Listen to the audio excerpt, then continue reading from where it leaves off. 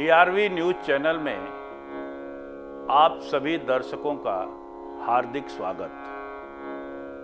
मैं प्रभाकर अनंत राय एक बार पुनः श्रीमद् भगवत गीता गंगा यात्रा में कर्म योग को लेकर उपस्थित हुआ हूं। आज हम लोग यज्ञ कर्म के ऊपर चर्चा करने वाले हैं। भगवत गीता में भगवान श्री कृष्ण यह कहते हैं कि कर्म योग करने वाला व्यक्ति सबसे उत्तम प्रकार का कर्ता है और यज्ञ कर्म सबसे उत्तम प्रकार का कर्म है।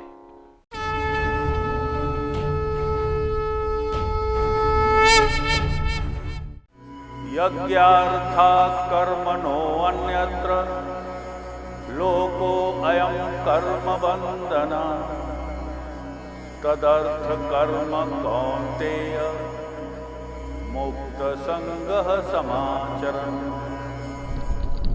यज्ञ के लिए किए जाने वाले कर्म के अतिरिक्त सभी कर्म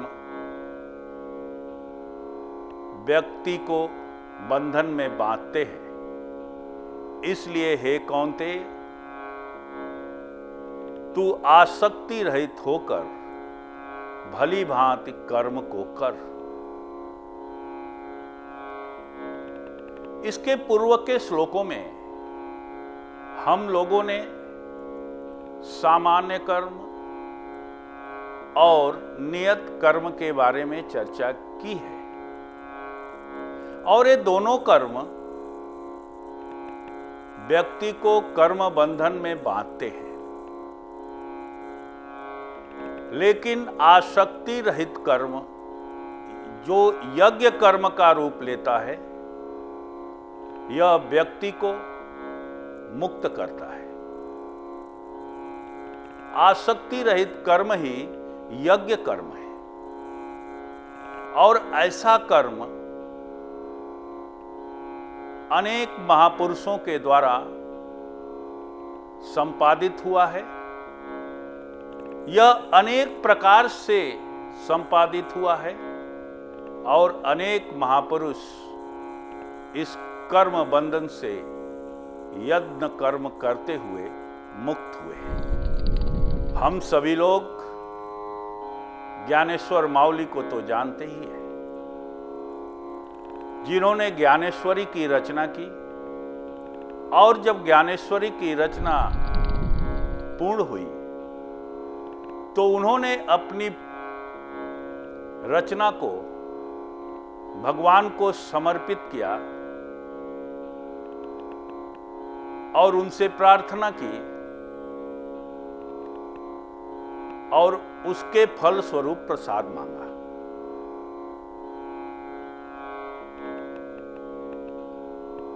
जिसे हम लोग पसायदान के रूप में जानते हैं। ज्ञानेश्वर माउली कहते हैं, आता विश्वात्मते देवे एने वाग्य यज्ञे तो सावे तोषोनी मजद्यावे पसाय दान है। अतः मैं यह कामना करता हूं कि विश्व के आत्मस्वरूप भगवान देव परमात्मा मेरे वाग्य यज्ञ से प्रसन्न होवें,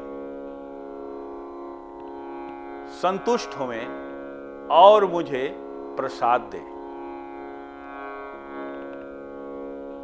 और उन्होंने प्रसाद जो मांगा वह स्वयं के लिए नहीं मांगा। वह प्रसाद जो मांग रहे हैं वह प्रसाद संपूर्ण विश्व के कल्याण के लिए, उसके मंगल के लिए मांग रहे हैं। और उन्होंने सबसे पहले अगर किसी के लिए मांगा है तो उन लोगों के लिए मांगा है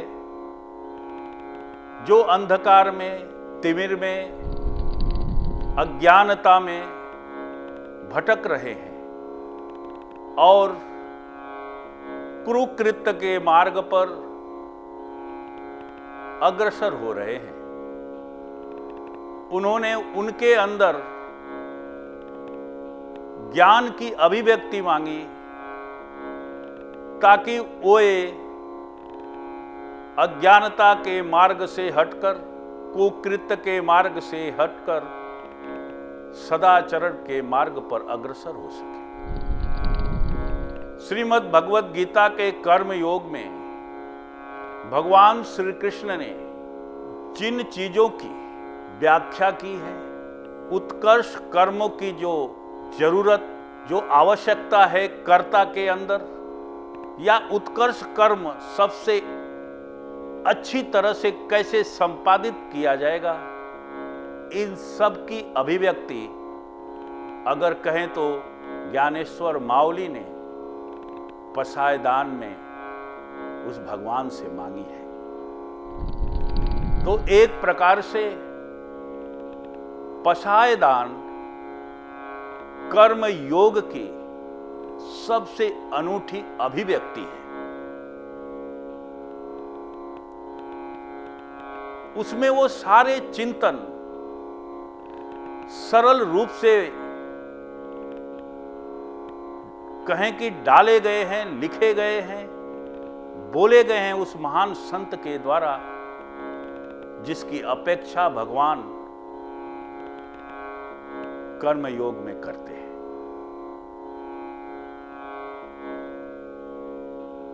उन्होंने उन सारे गूढ़तम तत्वों को उसमें अभिव्यक्त किया है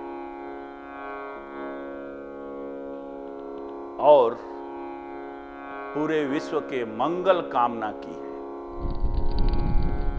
हम लोग संत रविदास को तो जानते ही हैं। इन्होंने अपने कर्मों के द्वारा समाज को प्रशिक्षित किया, शिक्षित किया और कर्म के महत्व को बताया। वह जूता बनाने का काम करते थे, लेकिन इन्हें इस कार्य से कोई शिकायत नहीं थी। इस कार्य को वो उसी मनोयोग से, उसी भाव से करते थे जिस भाव से एक सन्यासी, एक पुजारी अपने देवता की पूजा करता है। उनके जीवन का एक वाक्य है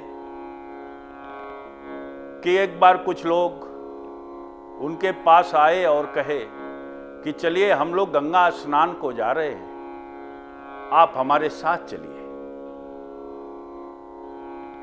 संत रविदास ने कहा कि आप लोग जाएं, मैंने किसी से जूता देने का वादा किया है और मेरा ध्यान जूता बनाने में लगा है, क्योंकि वो व्यक्ति निर्धारित समय पर मुझसे जूता लेने आएगा और मुझे उन्हें देना है। अगर मैं आपके साथ आऊंगा तो मेरा मन मेरे कार्य में लगा होगा, मुझे उस स्नान से कोई फायदा नहीं मिलेगा, क्योंकि स्नान तो मेरा शरीर करेगा, मेरा मन स्नान नहीं करेगा। उन्होंने कहा कि जो भी कार्य किया जाए वह पूर्ण मनोयोग के साथ किया जाए, पूर्ण चेतना के साथ किया जाए, पूर्ण उपस्थिति के साथ किया जाए। और मैं आधे मन से स्नान करना नहीं चाहता। मन की शुद्धता पर उन्होंने विशेष जोर दिया और इसलिए उनका कथन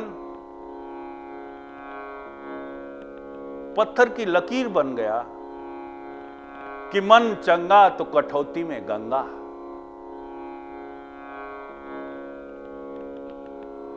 छत्रपति शिवाजी महाराज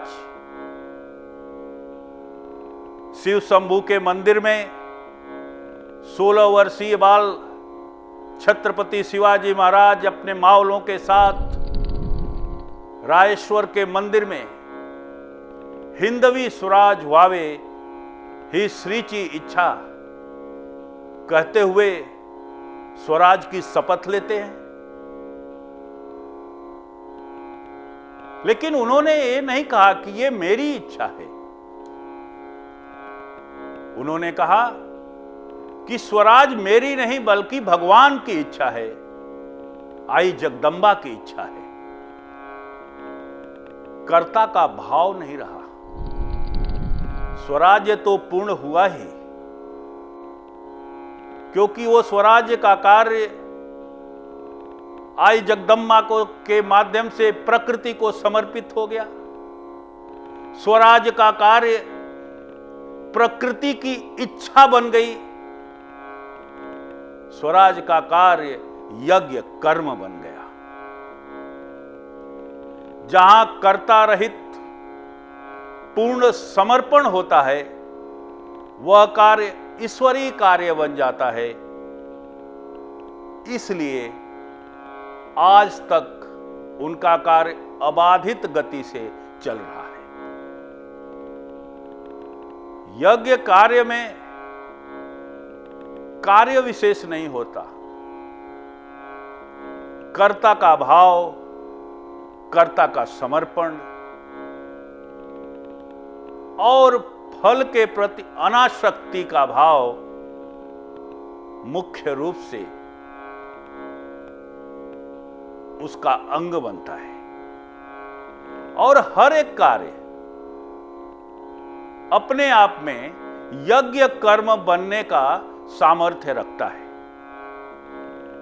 शर्त यह है कि कर्ता कर्तृत्व भाव से मुक्त हो। संत कबीर को देखें। हम अगर कबीर के जीवन को देखते हैं, उनसे कोई पूछे कि तुम कपड़ा क्यों बुनते हो, तो कबीर यही कहते हुए दिखेंगे कि अब तो वही बुनाता है, वही बुनता है और उसी के लिए बुनता हूं। इसलिए कबीर जब कपड़े को लेकर, अपने कपड़ों को लेकर जब बाजार में जाते थे, तो उनके सामने जब ग्राहक आता था, उसे भी वो राम कहकर संबोधित करते थे। ग्राहक को भी यह सुनकर आश्चर्य होता था और खुशी भी होती थी कि उसे कोई राम कह रहा है। कबीर की प्रसिद्धि बढ़ी, हजारों शिष्य हुए। जैसा आजकल होता है वैसे तब भी हुआ। शिष्यों ने कहा कि अब हम लोग इतने हैं, आप हमारे गुरु हैं, अब ये कपड़ा बुनने की क्या जरूरत है, बंद करिए कपड़ा बुनना, कोई जरूरत नहीं है, आप जो चाहेंगे हम लोग देंगे। लेकिन कबीर ने जो उत्तर दिया वह बहुत बड़ा मूल्यवान उत्तर था। वह उत्तर बहुत ही कीमती है। उन्होंने कहा कि मैं कहां बुनता हूं, मैंने तो अपने आप को उस परम पिता परमेश्वर को समर्पित कर दिया है। मेरी उंगलियों के माध्यम से वही बुनता है, मेरे माध्यम से कपड़े को वही बेचता है, मेरी आंखों के माध्यम से वही देखता है। इसमें मेरी इच्छा है कहां? अब तो वही बुनाता है, वही बुनवाता है। अब वो जब चाहेगा तो बंद करेगा। कपड़ा बुनने का कार्य यज्ञ कर्म बन गया और कबीर आजीवन कपड़ा बुनते रहे।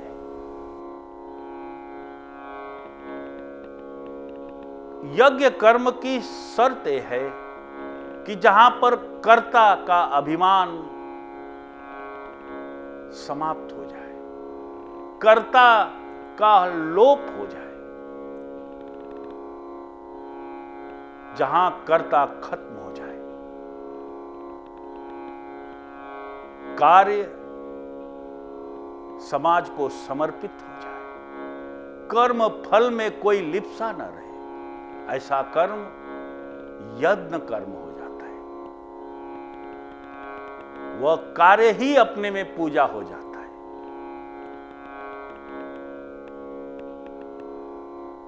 आप सभी के जीवन में कभी न कभी ऐसे यज्ञ कर्म करने का सौभाग्य मिले, मैं श्री के चरणों में प्रार्थना करता हूं। बस आज के लिए इतना ही। इस तरह के प्रोग्राम देखने सुनने के लिए आप लाइक करें, शेयर करें, सब्सक्राइब करें DRV न्यूज चैनल को, और हां, कमेंट करना न भूलें। तो अब मुझे, प्रभाकर अनंत राय और DRV न्यूज टीम को दीजिए इजाजत। बस आज के लिए इतना ही। धन्यवाद। जय श्री कृष्ण।